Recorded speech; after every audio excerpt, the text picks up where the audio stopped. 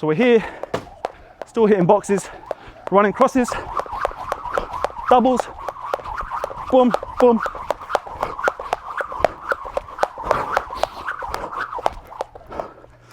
Yeah, I had to get that out of my system. What's cracking, Jump Nation family? It's your boy here, Rushi S, aka the Jump Rope Coach. Welcome back to the home of jump rope fitness and lifestyle peeps. A quick apology for the lack of tutorials recently. I have been absolutely manic here at the HQ, and I have to say sorry again for the mess that I'm bringing you on this camera today. But what we're going to do, right, is we're going to go through a quick combination that I absolutely love. One of my favorites right now, and I've been using it for a number of kind of months, maybe even years, can't really remember. But we went through the first part of this combination. I'm going to put some of it up here on the screen a couple of weeks ago. So go check these links somewhere up above before you kind of get into this video today. Just remember also, it's not going to come overnight. It takes a lot of time, practice and patience, and a lot of slaps, guys. So listen, I'm going to run that intro as I always do, and I'll see you after these quick messages. Peace.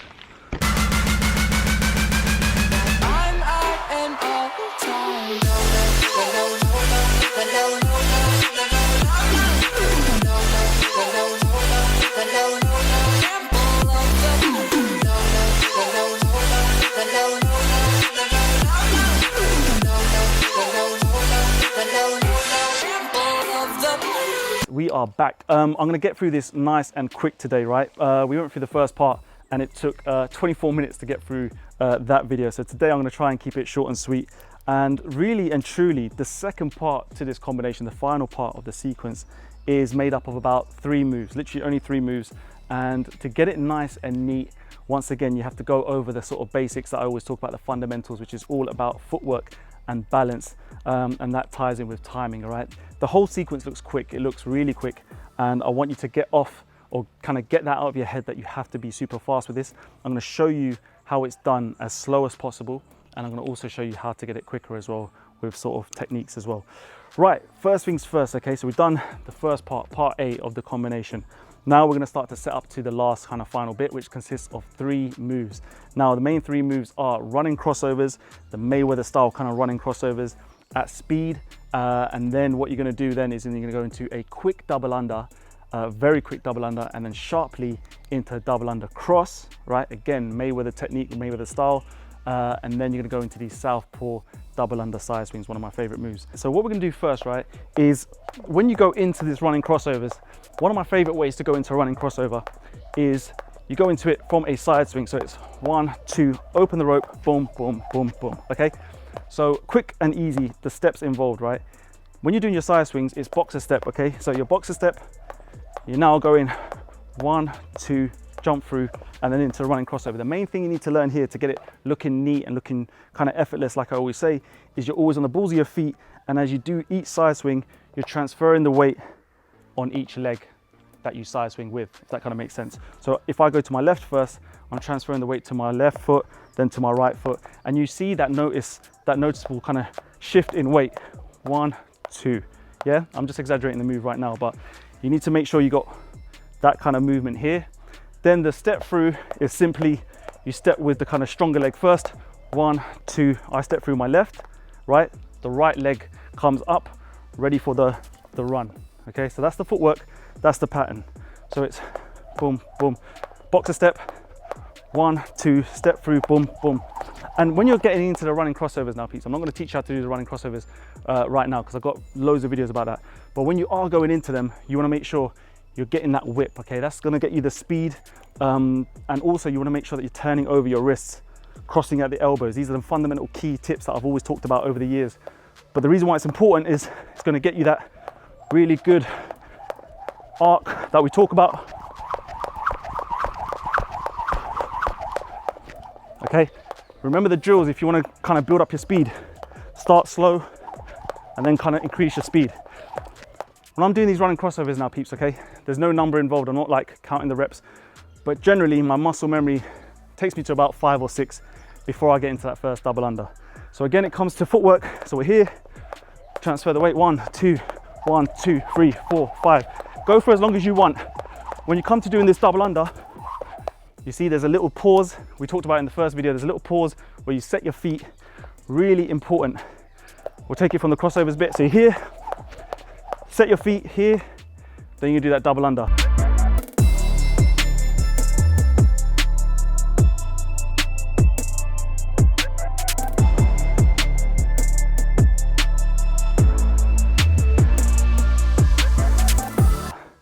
you come to doing that double under, peeps, yeah, it has to be inch perfect. The timing has to be inch perfect. You don't want to be flexing the knees like this, and you don't want to be also jumping way before the rope comes beneath you. So the timing has to be so that when you're going into it, you pause, boom, okay? You have to take off right at the last second, therefore you don't need to jump as high. Also you get some really nice arcs as well, if the technique's good, but it sets you up for then the next move, which is double under crossover. Getting out of breath already. But just back to double under, okay? Remember the techniques. We're gonna be using our thumbs, especially if you're using a speed rope, we're gonna be using our thumbs to direct this rope forward, right? Get the speed doing it this way. You don't wanna be, gonna come to camera B, you don't wanna be doing your doubles with your wrists extended out. You're gonna make the arc, the loops widen. You're gonna have to jump higher. Can you see that? The moment you start to bring your arms away, bring your wrists out, you're shortening the rope. Okay, so quick and easy. How I like to do doubles, again, you don't have to do it like for like, but these are just the small tips that I use. So crosses, and just like that. Notice the whips that you're hearing on the rope. Try and get these whips. There's a thing with skipping where people think that moving their hands faster and faster and faster makes the rope go quicker.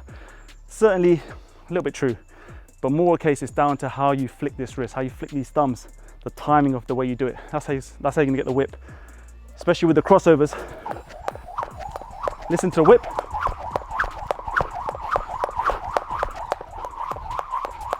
Okay, the whip is at a certain time in the revolution.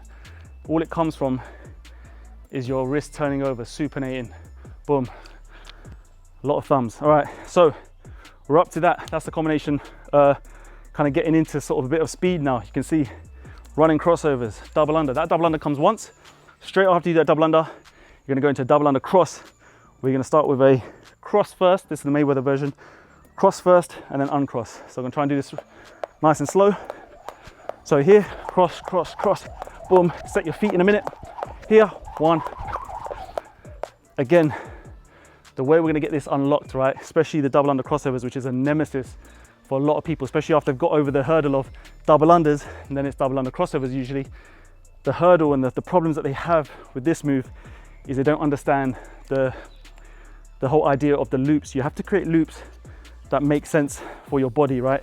Now for me, I like to create the loops by tilting a little bit forward like this.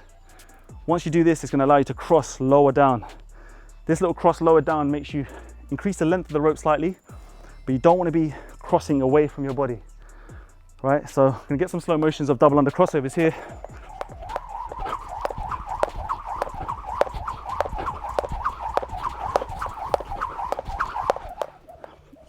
That was pretty slowed down, so I had to jump a little bit higher, but I'm crossing more down here, right? Sort of stomach, belly button area, not away from me.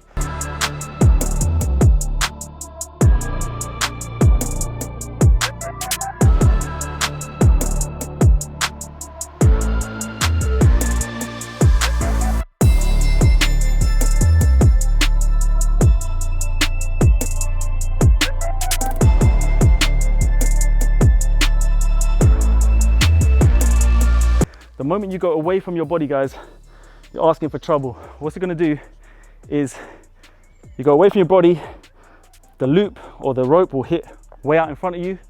It'll bounce off the surface, hit your shins, hit your foot. You're gonna trip. That's the first point.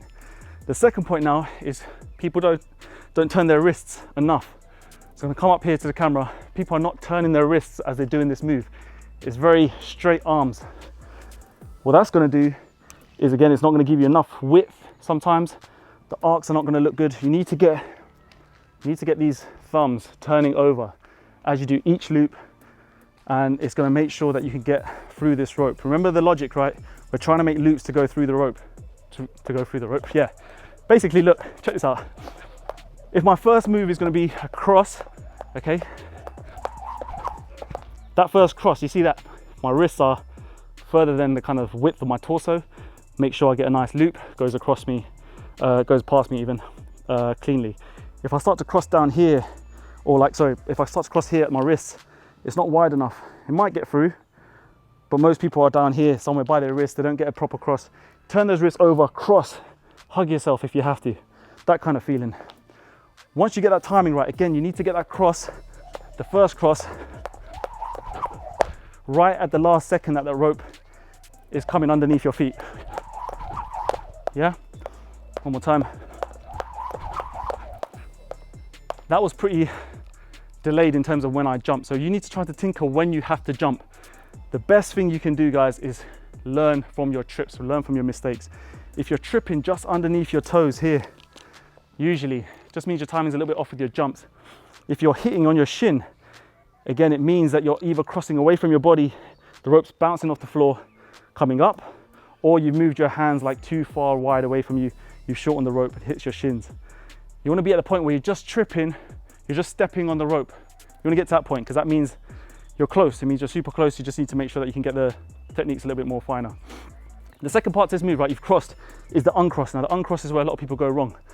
When people uncross, usually what happens is they jerk their hands back out. So I'll show you an example what I've seen in the past with clients.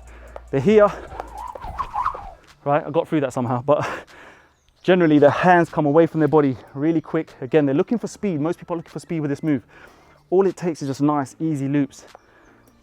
Like the timing of the jumps has to be perfect, of course, but if you can make these loops really nice and do it as slow as possible, focus on your loops. So I'm jumping a little bit higher here. Yeah, right, so the combination, we're here. Cross, cross, cross. Let's plant the feet, 1, 2. Okay, now from here, you've done your double under crossover, you land. The next thing you need to do with your hands is get them sorted. That's all you need to do. This is hard in this tutorial. You just need to get your hands sorted out. So I'll finish my double under crossovers. I land. Now, the next point is I'm going to take off again, same height, exactly the same height as my previous double under crossovers. That's key because that's going to make sure you look like you know what you're doing. Slick, effortless, light on your feet. Same height. Next thing you do, you're going to go and choose your dominant hand to come across your body so that you're now moving into the southpaw double under side swings. Boom, okay? So the next thing I do is I always go to my left hand side. I bring my right hand across my body. As you can see, cross my body up here, and I'm ready to go for the southpaw double under side swing, okay? What we need to focus here, guys, I've done separate tutorials on these as well, is you just need to make sure that how you're jumping matches what you're doing with your hands. Where people tend to find it difficult is because the timing of their southpaws, for example, I've seen this. I've seen that so many times, and all that's happening there is your hands, again, going way too far away from your body. You're making a massive gap between bottom hand, top hand. You're not getting good revolutions, not getting good control. All it does, again, it just slows your rope down, creates awkward looking arcs, and it's not gonna kind of match the timing of your jumps, okay? So you need to keep everything nice and tight, close to your kind of body, things kind of close together. If I come far out here, for example, let's just do it with a basic kind of jump here. You can see just how awkward it might look compared to when you bring things a little bit closer and then you start to kind of work on some crazy noises from my neighbors. Rather than if you start to work, I don't know if you can hear that. You want to kind of keep the wrists working a little bit close together, a little bit distance, of course, to make sure the rope doesn't tangle, like I mentioned in the tutorials. But if you can get the wrist to bend, flick open, right? Keep it nice and neat. Don't let the hands stretch away from your body. That way, we're going to make sure that this part of the sequence looks clean. So crosses, double, 1, 2, 1, 2. I kind of get the feeling, I'm going to come to camera B, kind of get the feeling when I'm doing this move, guys, that my hands start to come a little bit lower down the sort of skipping rope handles, all right? They come a little bit lower, and I start to just get a little bit kind of flicky with the wrist. Again, that's going to help feel like, and look like actually, that I'm getting the speed, which I need to, obviously, but it just makes sure that, again, I'm not using all these hands and arms to get the rope around my body, which are just going to tire me out. Another drill, we're going again. 1 crossover, 1 double, double under cross, 1, 2. Try that one more time. So I just up the speed a little bit on that last one. This is a good drill just to get that muscle memory going, to understand what your body kind of wants to do.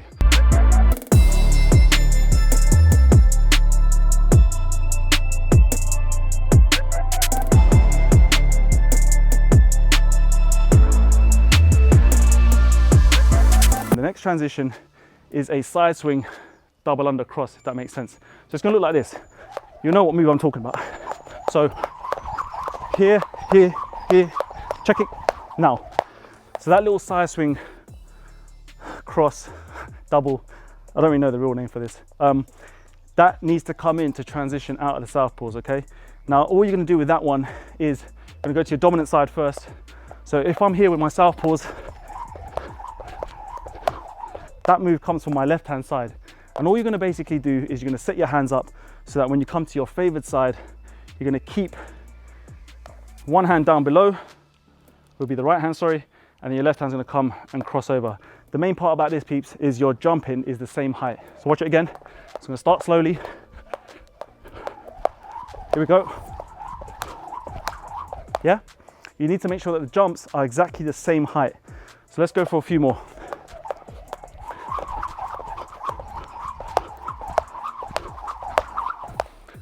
You get used to how far your hand needs to come across your body. Again, comes with trial and error, learning about your own body. Some people can't do it so tightly. They might have to wrap their hands around a bit more, depending on how their body shapes are and what their lats are doing. I'm lucky enough that I can kind of keep it really narrow. I keep the rope kind of coming a little bit diagonal. So it's a little room for error, but again, it ties everything really nicely. It looks really nice and slick for me. So you need to get in the habit of just kind of starting slow and just learning how to jump with the double under kind of style of height, okay? To get the speed that we need, we're gonna get that whip again, all right? So listen out for the whip. That little whip comes from my wrist, literally just a little gentle spin. It's not from my arms, gentle spin on the wrist, okay? To finish up the whole combination, you're just gonna learn to go back into a little mini southpaw from these little side swing crosses, okay? So for example, you're here, boom, boom, boom. Did you see the difference? Show it again. 1, 2, 3, southpaw. You need to learn how to kind of come back out of it into the southpaw. Again, it comes from really slowing things down. Here, here. That's how I'm doing it. Side swing cross, southpaw. So when I do the side swing cross, just done it here, jump through. Gonna make sure my dominant hand stays on top. Then it goes straight into the southpaw swing. And then you just got to learn to do it from both sides. 1, 2, 1, 2.